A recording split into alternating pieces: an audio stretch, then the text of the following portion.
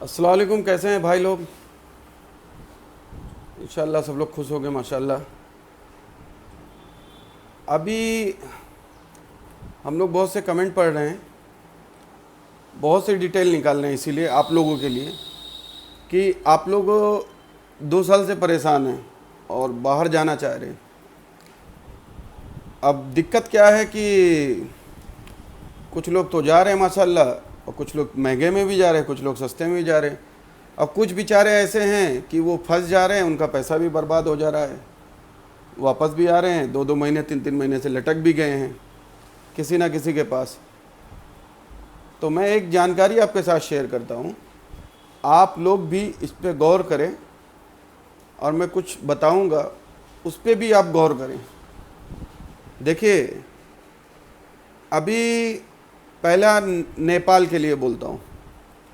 नेपाल से कोई नहीं जा सकता है, पता नहीं कौन से एजेंट हैं। कल मेरे पास कॉल आई, मतलब मैंने सुना अपने लोगों से, कुछ लोगों से बात की, तो भाइयों ने 10-5 कमाने के चक्कर में बोल दिया कि नेपाल आपको मैं भिजा दे रहा हूँ, आपकी चार्टर फ्लाइट वहाँ से होगी, आप चले जाओगे। यार अल्लाह ताला ने आप लोग को भी दिमाग दिया, अपने भी दिमाग से सोचो। जब नेपाल अलाउ नहीं कर रहा है, वहाँ से बंद किए है, तो आप कैसे जाओगे? आप लोग तो सोचो कि नंबर 1 नेपाल मत जाना। जब तक कोई guideline Nepal authority, Nepal government airline की तरफ से नहीं आती है, नेपाल मत जाना। दूसरी चीज़, देखो इंडिया के हाल धीरे धीरे बुरे हो रहे। आज जो है इत्तिहाद ने भी अपनी फ़्लाइटें 31 के लिए बंद कर दी, इससे पहले एमिरेट ने बंद कर दी थी। ये तो अलग बात है, छोड़िए इसको। नेपाल का नहीं, ठीक। मालदीव के लिए मैं इतना बताना चाहता हूँ कि मालदीव के लिए अल्लाह का शुक्र है, इंडिया में बहुत सारे एजेंट हैं अच्छे अच्छे। कोई पैकेज नहीं बना रहा है, रिस्क नहीं ले रहा है, क्योंकि अगर वो रिस्क लेंगे, खुदा ना खास्ता आप नहीं पहुंच पाए, कल आपके साथ बात होगी तो नाम उनका ख़राब होगा। और जो एजेंट रिस्क ले रहे हैं, भेज रहे हैं, जो एजेंट रिस्क ले के भेज रहे हैं, वो अपना पैसा नहीं लगा रहे हैं, आपके पैसे से खेल रहे हैं कि भाई आपका पैसा है, दिक्कत आपको होगी, उनको नहीं। वो ऑफिस में पैसे गिने, बैठे, एंजॉय किए, आपको भेज दिया। सफ़र आपको करना है, पैसे आपके जाने हैं, जो भी दिक्कतें आनी आपको फेस आनी है। और कोई भी पैकेज 1,40,000 30,000 के नीचे नहीं रहा होगा, ये आप जानते होंगे। तो मालदीव जाने से पहले अपनी एयरलाइन से कॉल करके चेक कर लो, कुछ अथॉरिटी से चेक कर लो। आप अपने रिस्क पे जाना चाहते हो, अल्लाह खैर करे, आप बेशक जाइए। क्लियर, मालदीव भी क्लियर, आपकी मर्जी है, आप खुशी खुशी जाइए, कोई मुश्किल नहीं इंशाल्लाह, ठीक। अब आता है नेपाल, मालदीव के बाद कतर। कतर की न्यूज़ ये है, उन्होंने विजिटर वीज़ा को अलाउ कर दिया इंशाल्लाह, और वो चलता रहेगा, क्योंकि कतर में आगामी 2022 में फ़ुटबॉल वर्ल्ड कप है। उन्होंने बहुत सी सर्विस माशाल्लाह वो ऑल वर्ल्ड को प्रोवाइड करेंगे। विजिटर जा सकते हैं, उसके टर्म्स एंड कंडीशन हैं, उसके बहुत से रूल हैं। वो अगर किसी को चाहिए रहेगा तो मैं उसको भेज दूंगा। अब मेन बात सुनिए, कतर वाले जो कतर के लिए परेशान हैं। नंबर 1, हमने खुद इंडिगो में कॉल किया, उनके अधिकारी से बात किया, उन्होंने साफ साफ मना कर दिया कि आप सऊदीया नहीं जा सकते। क्लियर। आप इस चीज़ को गूगल पे जाइए, इंडिगो एयरलाइन का नंबर लीजिए, इंडिगो में कॉल करिए, आप कंफर्म कर लीजिए।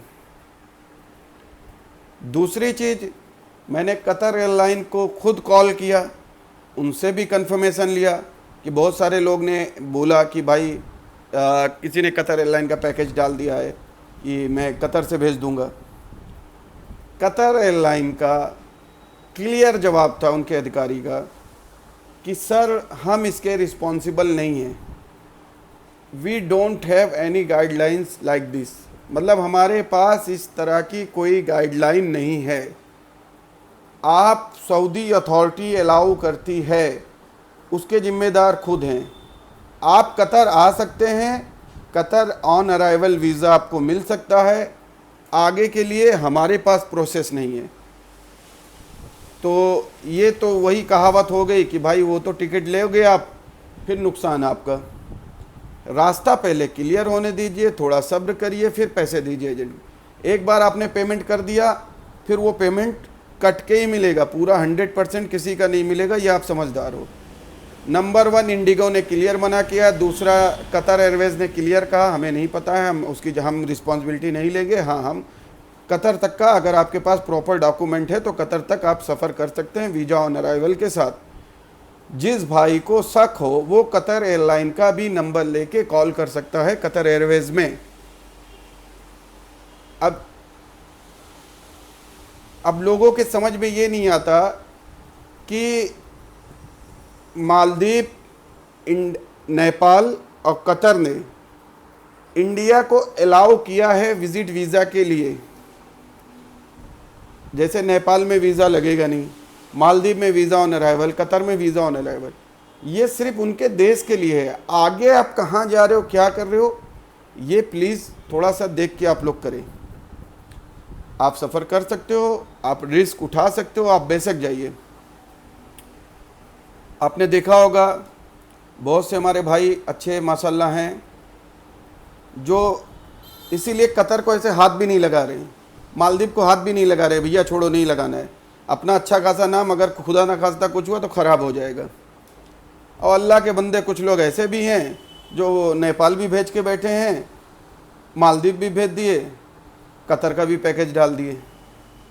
तो भाई अपना अपना काम है, अपने अपने सब लोग अपने अपने हिसाब से कर रहे हैं और सबकी उनकी अथॉरिटी है, सब अपना अपना दिमाग लगा रहे हैं, अल्लाह का शुक्र है भाई। लेकिन इसमें फंसता कौन है? गोल गोल कस्टमर। पैसा किसका जाता है? आपका, एजेंट का नहीं। वो तो सीधा बोलेगा भाई मैंने वहाँ तक भेज दिया, वहाँ अथॉरिटी ने ये कर दिया वो कर दिया, आप आओ। अभी रिसेंटली जो हुआ, मालदीव से वापस आए, जो भी हुआ, मैंने ये वीडियो कल में भी समझाई थी कि जिसने भी ये किया वो तो समझदार था, उसको तो डमी टिकट हो या कुछ भी हो, फेक होटल हो, कुछ भी हो, जब वहाँ की गवर्नमेंट ने क्लियर अथॉरिटी क्लियर कर दिया, सर्कुलर दे दिया कि आपको इसका पालन करना है, इसी के हिसाब से आना है, तो आपने भेजा क्यों? उसका नुकसान उठाएगा कौन? ठीक है। तो भाई अल्लाह का शुक्र है, आप सस्ता पैकेज है, महंगा पैकेज है, ये एक अलग मसला है। हर तरह के लोग पैकेज दे रहे हैं, लोगों को पहुंचा रहे हैं। पहुंचना बड़ी बात है कि आप अपने मुकाम पे पहुँचें, अपनी नौकरी पे लगें, रोजी रोटी पे लगें। मैं तकरीबन सबके कमेंट, आरजे वर्ल्ड भाई के भी वीडियो में देखता हूँ, माशाल्लाह बहुत सपोर्ट करते हैं, उनका लाख लाख शुक्रिया कि वो बिना किसी लालच के इतना सपोर्ट करते हैं। और बहुत सारे लोग उनकी वजह से सही गाइडलाइन फॉलो करते हैं। लेकिन हाँ, आप लोगों को भी उनको शुक्रिया बोलना चाहिए। और भी ऐसे बहुत सारे भाई हैं जो आप लोगों को गाइड करते हैं। तो प्लीज़ मैं यही कहना चाहता हूँ कि जो भी आप ट्रैवल प्लान करें उसे प्रॉपर जानकारी के साथ, एयरलाइन के साथ आप उसे डिटेल में कांटेक्ट करें। और माशाल्लाह हम लोग भी भेज रहे हैं। हमारे पास से मैं, जो मेरे फैजाबाद करीब के साथी हैं, यूपी के हैं, वो जब आते हैं, मैं जितने लोगों को भेजता हूँ, तो मालदीव से जो कॉस्ट आ रही है उससे महंगा नहीं पड़ता है, उससे बल्कि 2-4, 10,000, 15,000 सस्ता ही पड़ता है पैकेज। तो आप ये ना सोचें कि सर्बिया जाना बहुत महंगा है, आपका 1.5-2 लाख रुपया घटेगा। मैं दूसरों की बात नहीं कर रहा हूँ, मैं अपनी बात कर रहा हूँ कि इंशाल्लाह जो भी कांटेक्ट करेगा जेन्युइन पर्सन, अच्छा आदमी ट्रैवल करने के लिए, उसकी हम पूरी हेल्प करेंगे। कम से कम पैसे में जहाँ से सही रास्ता होगा इंशाल्लाह उसको उसके मुकाम तक पहुँचाने की कोशिश करेंगे जब तक निज़ाम चल रहा है। तो आप साथियों प्लीज़ इस बात का गौर करें और दूसरों को भी बताएं कि कोई भी चीज़ करने से पहले आप इन चीज़ों का पालन करें।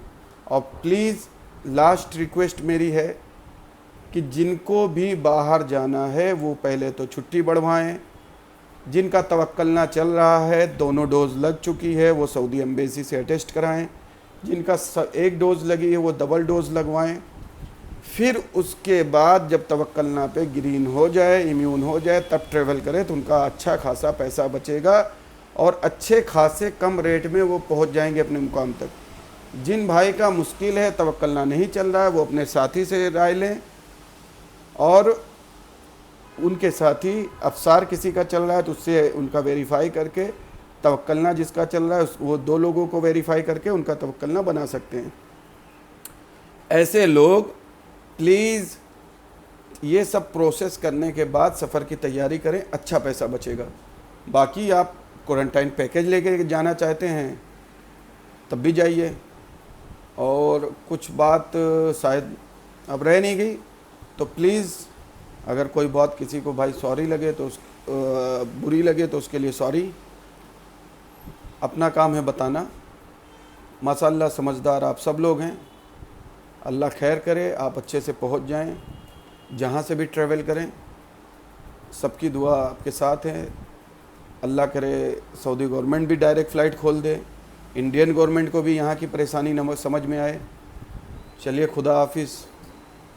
दुआ में याद रखना इंशाअल्लाह। खुदा हाफिज़।